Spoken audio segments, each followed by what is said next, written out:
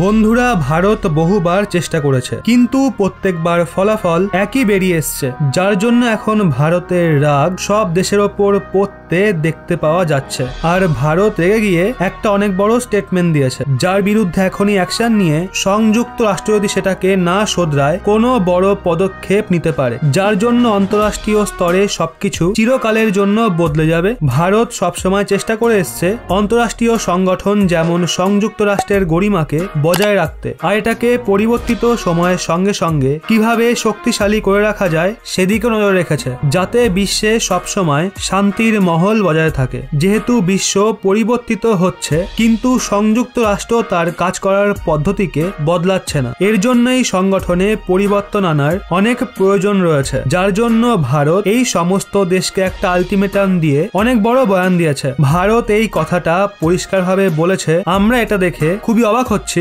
সংযুক্ত রাষ্ট্র সুরক্ষা পরিষদের স্থায়ী সদস্যরা ইউএনএসসির বিস্তারের আলোচনাকে নিয়ে বিশেষ কোনো পদক্ষেপ নিচ্ছে না। এর জন্য অনেক কিছুই আটকে গেছে, যার জন্য ভারত খুবই বিপাকে পড়েছে। ভারতের তরফ থেকে এই বিষয়টাকে তুলে ধরা সংযুক্ত রাষ্ট্র সুরক্ষা পরিষদের বিস্তারকে নিয়ে আলোচনা না এগোনো অনেক ধরনের প্রভাব ফেলে, কারণ ভারত এটা কেবল নিজের তরফ থেকেই নয়, বরং 4টে দেশের সংগঠন অর্থাৎ ভারত, ব্রাজিল, জার্মানি ও জাপান এই সমস্ত দেশের আওয়াজ হয়ে এই বিষয়টাকে তুলে ধরেছে, যা ভারতের বয়ানকে আরো বেশি মজবুত করে তোলে। বিগত বেশ কিছু সময় ধরে ভারত অনবরত এই বিষয়টাকে তুলে ধরছে, আমাদের আলোচনা করে বিশ্বের সিচুয়েশনকে সামলানোর জন্য সংযুক্ত রাষ্ট্র সুরক্ষা পরিষদের বিস্তার করা উচিত। সেই সঙ্গে ইউএনএসসিতে অস্থায়ী সদস্য সংখ্যাকেও বাড়ানো উচিত, যাতে বেশি থেকে বেশি দেশের কথাকে একসঙ্গে শোনা যায় আর আলোচনাকে আরো বেশি এফেক্টিভ করে তোলা যায়। কারণ যত বেশি দেশ রিপ্রেজেন্টেশন পাবে, তখনই গিয়ে ইউএনএসসিতে নেওয়া সিদ্ধান্ত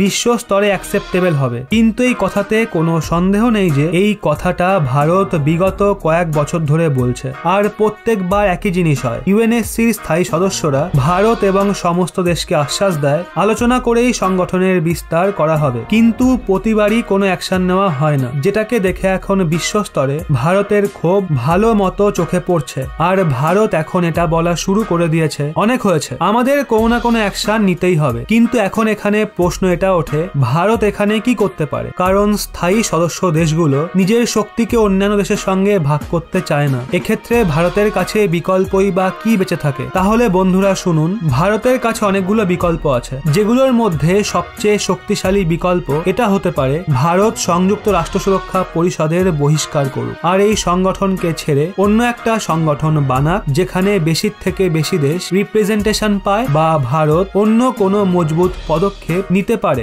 যার জন্য ভারত অন্তরাষ্ট্রীয় স্তরে এই কথাটা বলবে, আমাদের সংযুক্ত রাষ্ট্র সুরক্ষা পরিষদের কথাকে মেনে নেওয়ার জায়গায় সংযুক্ত রাষ্ট্র মহাসভার শক্তিকে বাড়ানো উচিত, যেখানে বিশ্বের সমস্ত দেশের নিজের দাবি পেশ করার অনুমতি থাকবে, আর বিশ্বের সমস্ত দেশ ওখানে নিজের রিপ্রেজেন্টেশন রাখতে পারবে, যা লোকতান্ত্রিক সিদ্ধান্তের হিসেবে কাজ করে। কিন্তু সব মিলে যদি বিষয়টাকে বোঝার চেষ্টা করা হয়, তো সিচুয়েশনকে বুঝে সংযুক্ত রাষ্ট্র সুরক্ষা পরিষদের বিস্তার না করা হয়, বা বেশি থেকে বেশি দেশকে রিপ্রেজেন্টেশন দেওয়ার জন্য পদক্ষেপ না নেওয়া হয়, তাহলে খুব শীঘ্রই সংযুক্ত রাষ্ট্র নিজের মাহাত্ম্যকে হারিয়ে ফেলবে। একদম ঠিক সেইভাবেই যেভাবে বর্তমান সময় ইউরোপীয় ইউনিয়ন ধীরে ধীরে নিজের মাহাত্ম্যকে হারিয়ে ফেলছে। যদিও এমনটা নয়, ইউরোপীয় ইউনিয়ন ও সংযুক্ত রাষ্ট্রের মতো সংগঠন নিজের শক্তি ও ক্ষমতাকে পুরোপুরি হারিয়ে ফেলবে, কিন্তু সময় থাকতে যদি পদক্ষেপ না নেওয়া হয়, তো ধীরে ধীরে এমনটা হতে পারে। এই সম্ভাবনাকে অস্বীকার করাও যায় না। এর জন্য